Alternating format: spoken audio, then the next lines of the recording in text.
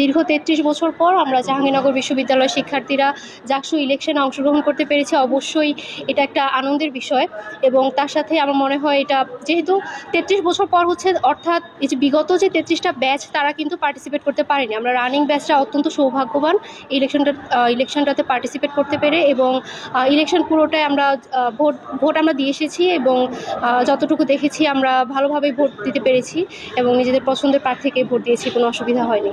আমি প্রথমেই বলে নিতে চাই যে আমি কোনো দলের সাথে অ্যাফিলিয়েটেড না, তো আমি কারো প্রচারণাও করতে যাচ্ছি না। আমার যাকে যোগ্য মনে হয়েছে একটা সাধারণ শিক্ষার্থীর পার্সপেক্টিভ থেকে, আমি যাকে মনে করি যে সে আমার ক্যাম্পাসের জন্য কিছু করতে পারবে, আমি তাকেই ভোটটা দিয়েছি।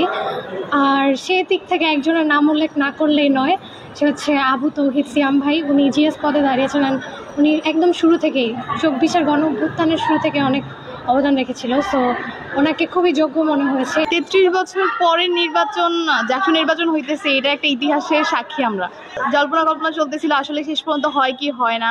প্রথম থেকেই নানান রকম সমস্যা প্রার্থীদেরকে নিয়ে বা সার্বিক পরিস্থিতি নিয়ে, কিন্তু শেষ পর্যন্ত ভোট নির্বাচন হচ্ছে ঠিক মতো। ছোটোখাটো অসঙ্গতি দেখতেছি আমরা, কিন্তু সেভাবে বড় পরিসরে যেরকম সমস্যা হবে ভাবছিলাম ওরকম তেমন কিছু এখন পর্যন্ত হয় নাই। আগে আমরা যেরকম রাজনীতি সম্পর্কে আমাদের কোনো মাথা ব্যথা ছিল না, আমরা আই হেড পলিটিক্সে বিশ্বাসী ছিলাম, কিন্তু এখন মোটামুটি বেশিরভাগই 70-80% মানুষই হচ্ছে যারা তরুণ প্রজন্মের নির্বাচন নিয়ে বা মোটামুটি রাজনীতি নিয়ে অনেকটাই সচেতন। এখন এরা সোচ্চার দৃষ্টি রাখতেছে কোথায় কি হচ্ছে না হচ্ছে। গণতন্ত্র যেন মোটামুটিভাবে সম্পূর্ণ তো আর সব জায়গায় 100% ভাবে করা সম্ভব না, যতটুকু করা যায় তারা চেষ্টা করতেছে। তো এইটা আর কি, আগের চেয়ে অনেকটাই বেটার সিচুয়েশন আছি আমরা এখন। আমার মনে হয় না নির্বাচনের যে সমস্যাগুলো হচ্ছে সেগুলো ভোটারদের উপর প্রভাব পড়বে, কারণ মোটামুটি সবাই ঠিক করে রাখছে কে কারে ভোট দিবে কে কারে ভোট দিবে না। তারপরে যে আমি সকালবেলা ঘুম থেকে উঠে দেখলাম যে বঙ্গমাতার সামনে অনেক একটু ঝামেলা হইলো। তো দেখা গেলো বঙ্গমাতার সামনে যে ঝামেলাটা হইলো সেটা যে ছাত্রদলের যে সভাপতি পদপ্রার্থী ভিপি পদপ্রার্থী, সে দেখলাম যে নাকি ওইখানে যেতে চাইলো। তো আমার মনে হয় না ছাত্রদের উপর কোনো এটা প্রভাব পড়বে বলে। ব্যালট নাম্বার যেগুলো আছে এগুলো তো আমাদের আসলে এত মিনিমাম 23টা বা 40টা মতো ভোট দেওয়া লাগছে আমাদের, তো 21টা ভোট দিতে হয়েছে।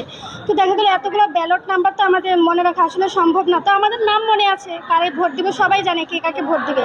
তো যেই 2-1টা পদে মনে হতেছে যে আমাদের এগুলো নিজেদের প্রার্থী নাই, তো সেগুলো কি হয়েছে আমরা যাদের নাম বেশি শুনছি, যাদের প্রচারণা ভালো হয়েছে সেগুলো আমরা দিই। প্রচারণা তো আমরা তারটাই ভালো লাগবে যারটা আগে আমরা যার কাজ দেখেছি, তার কাজের উপরে তো তার প্রচারণা সব কিছু নির্ভর করবে না। আমরা কাজও দেখলাম, প্রচারণাও দেখছি, আসলে কে মানুষের কাছে বেশি পৌঁছাইতে পেরেছে তাদের উপর নির্ভর করে আমাদের ভোট বেশিরভাগই দেওয়া হয়েছে। এই যে দিচ্ছি, সবাই আসতেছে, সবাই হচ্ছে ভোট চাচ্ছে, প্রার্থীরা আসতেছে, কথাবার্তা হচ্ছে, এটাই একটা আমেজ, ভালোই লাগছে। যারা আছে প্রার্থী তারা ম্যাক্সিমামই আমাদের ভাই ব্রাদার্স বা হচ্ছে জুনিয়ররা আছে। তো ওরা আসতেছে আসলে কি ভোট চাওয়ার থেকে না, ভাই ব্রাদার্সদের মধ্যে যেসব ধরনের কনভারসেশন হয় এগুলোই হচ্ছে বেশি। তো ওইখান থেকে কার প্রতি ভালো লাগা বা কাকে সাপোর্ট করবো সেটা চলে আসতেছে। ডাকসুর পরে আসলে আমাদের যে ক্যাম্পাস যেটা হচ্ছে জাকসু, এটার প্রতি সবাই আসলে আশা হয়ে থাকে, চায় যে কি হচ্ছে না হচ্ছে দেখতে চায়।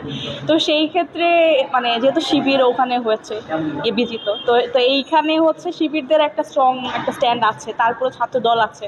তো দুইটার মধ্যে একটা ভালো ধরনের কম্পিটিশন হবে বলে আমার মনে হচ্ছে। ভাই দেখেন, প্রত্যেকটা নির্বাচনেই তো হচ্ছে কোনো না কোনোভাবে কোনো একটা শক্তি আসে তো এটাকে ইম্প্যাক্ট ফেলার জন্য। তো এই জাকসুতে কতটা করতে পারবে আর করতে পারবে সেটা তো আমরা অলরেডি দেখলামই যে কোনো কিছু হওয়ার আগে এটাকে অ্যাকশন নেওয়া হয়েছে। তো সেই ক্ষেত্রে অতটা ইম্প্যাক্ট ফেলতে পারবে না যদি না অনেক বড় পরিসরে হয়ে থাকে।